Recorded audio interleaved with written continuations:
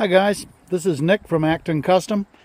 I just wanted to do a quick walk and talk and a video of this absolutely gorgeous Mustang on this absolutely gorgeous fall day that we're having. This car has come to us from California. I'll just give you a quick peek inside at the absolutely immaculate condition of the interior, and most importantly, the ridiculously low odometer reading on this car. So this car's got super low mileage, fabulous condition as you can see, and where all the work has really happened for us on this car is on the underneath. Note how nicely those doors close for a 1966. Yeah, all the hard work on this car for us has been on the underneath, making it run and drive like a new car from 1966.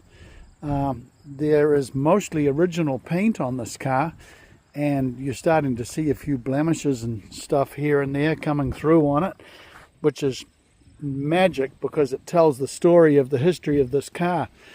But as you can see, the car's turned out absolutely splendid.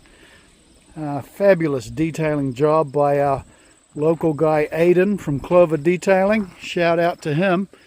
The car, as you can see, looks absolutely spectacular, and we've been delighted to be entrusted with the work to make this car run and drive like a brand new Mustang again, with a little bit of character and patina added. Really pleased with the way the tires turned out. We've got the vintage look and the exact lettering and all that without the driving on a wooden tire feel of a bias ply tire. So yeah, we managed to slide some radials in and make them look as original as that is. So yeah, let's take a peek under the hood while we're here. We can see some of the character of this vehicle.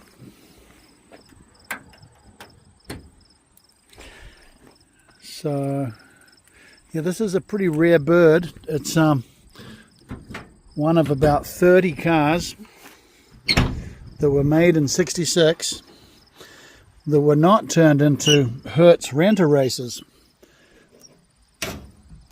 Excuse me while I lift the hood up. Oh, there it is. So yeah, there's the K-code 289 hypo. We've got that thing running absolutely sweet. It's really a fun little car to drive. You can see you know, all the nice originality touches on the thing. I mean, there's patina everywhere. We put a period correct Autolite battery into it. We put some heavier cables in original, but they're all lettered up with Ford part numbers and stuff like that.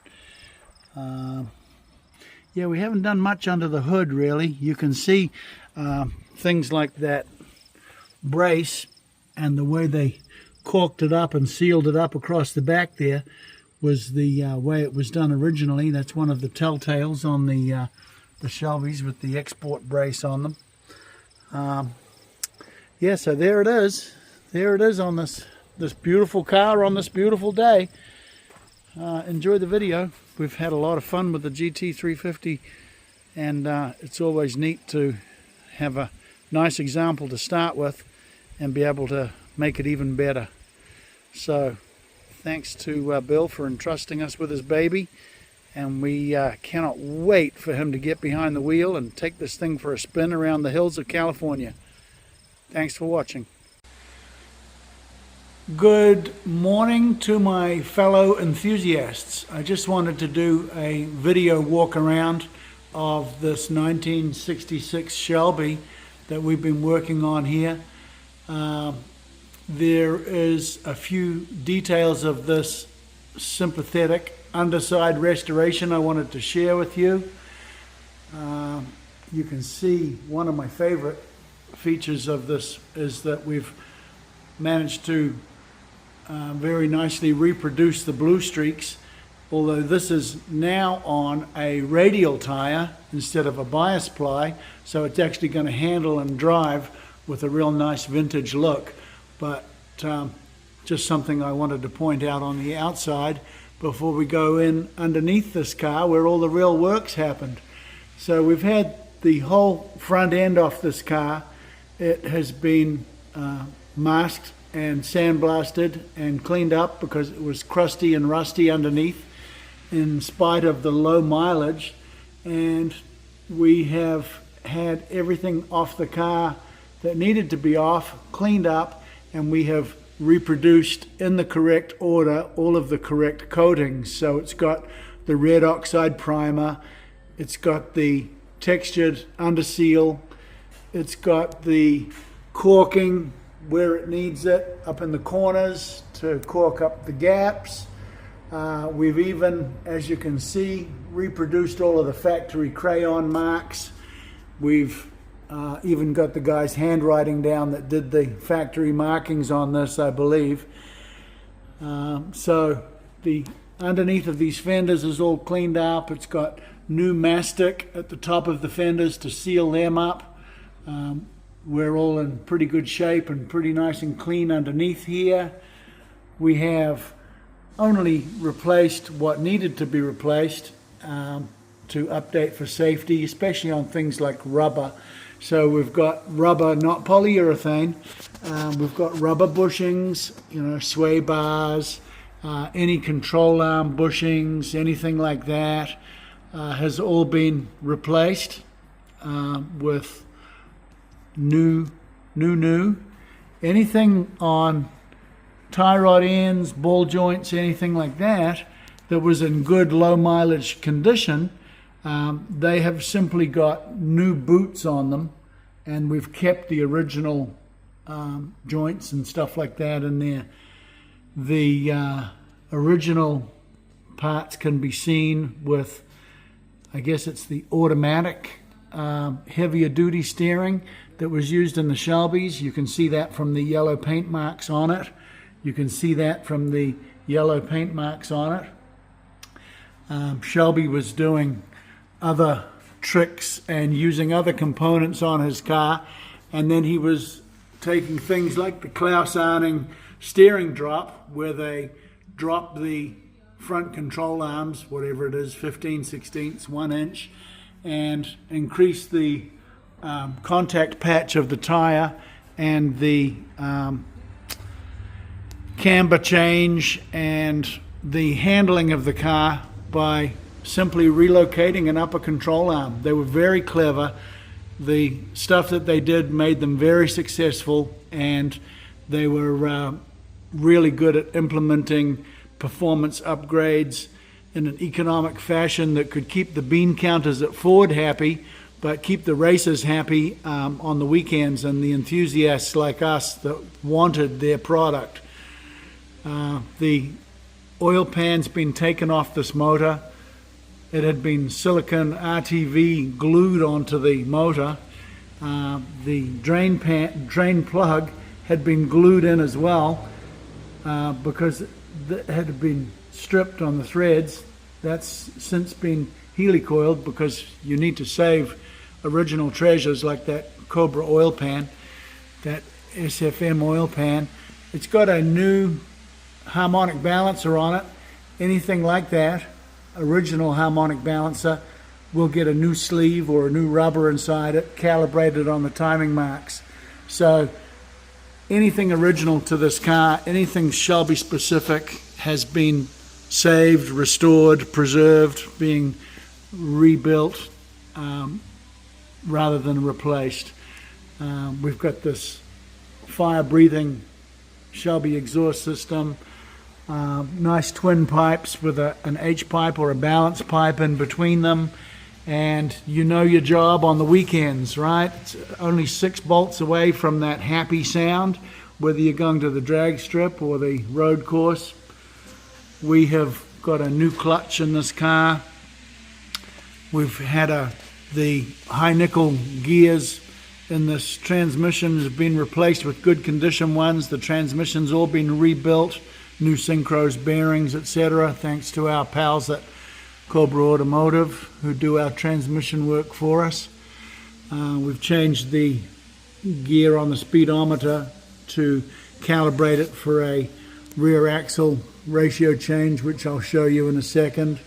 New universal joints on the drive shaft. Any bare metal parts like a drive shaft were made to look like metal, but without leaving them as rusty bare metal. All new plugs in the floor. As you can see, this car is in very original, very clean condition underneath. We've only paid attention to the areas that needed some restoration and some love.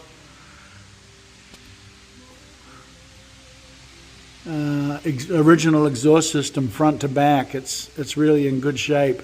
It sounds fabulous on the car. More touches that make a Shelby, right? It's got this nodular iron 9-inch differential. The differential had a clutch pack that had split all the way around because it was the original iron one. So now it's got a billet steel clutch pack on the inside of this posi differential.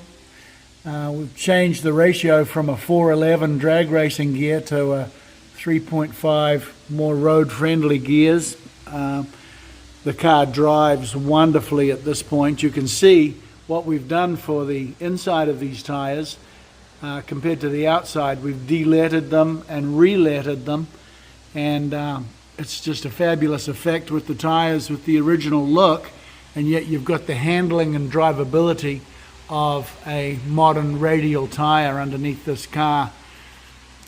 Same thing with all of the insides of the rear fenders, all cleaned up and back to factory coatings applied in the correct order.